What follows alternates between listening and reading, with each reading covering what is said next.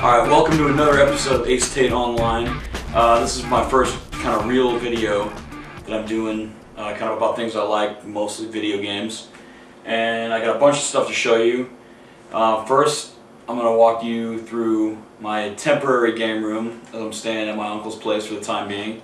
It's a pretty cool, it's a pretty awesome place, really. It's a converted garage. As you can see, we're walking in. Got a pretty sweet couch here. Also, I got all my new gaming systems hooked up to this TV. Got my Xbox 360, my PS3, my Wii hooked up there. That's where I do all my modern gaming. And then back here I got this retro rig set up. This is an old 20-inch tube TV. Not a bad little TV. But I got my NES, Nintendo 64s, Dreamcast, and GameCube hooked up there. And then here I got my library of video games, Blu-rays, and yes, even a few VHS tapes.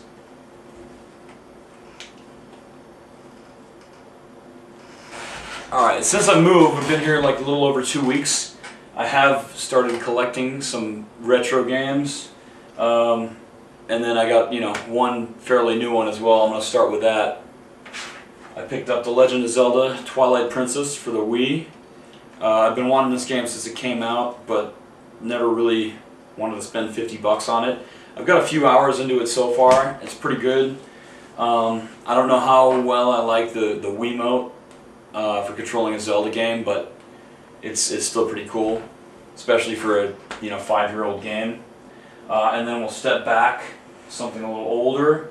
Just recently got a Nintendo 64 and got a few games with it, and then picked up a few as well in the last couple weeks. So first I got Glover. Also got Pilot Wing 64, which was, I think, the first game that I really seriously played. This and Super Mario 64, right when the 64 came out, back when I was probably 12, 13 years old. Got Star Wars Episode 1 Racer, which is a pretty cool racing game.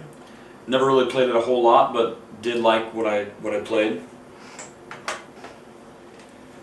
Donkey Kong 64, which is a huge game, and I'm really excited about digging into this one. Yeah, again, one of those games that I never owned, but I'm excited to play for the first time. And then I got a couple here, which are kind of not super interested in, but they came with the system. I got Rugrats Scavenger Hunt and Mace the Dark Age, which is like a 3D fighting game that I have played and unfortunately didn't like at all, but now I've got it and it'll be in the collection. And then I got South Park, the video game, which I have never played, but I'm kind of excited because I'm a big South Park fan. And I got F-Zero GX, rounding out my Nintendo 64 games that I've gotten in the last 2 weeks here. And then I've also picked up a few NES games, which was the first video game system that I own. This one I kind of got on a recommendation, not a recommendation, but I saw that the Metal Jesus had picked this one up, Sky Shark. So I'm going to play that one a little bit. I fired it up, it works. Played through the first level. Seems like kind of cool. The graphics are, even for an NES game, a little dated, but it seems like a fun game. And then another one that he had picked up recently that I just brought back a ton of memories and I had to go and get it was Captain Skyhawk. This game was kind of like, it's different. It's like a top-down shooter, but it's kind of pseudo 3D.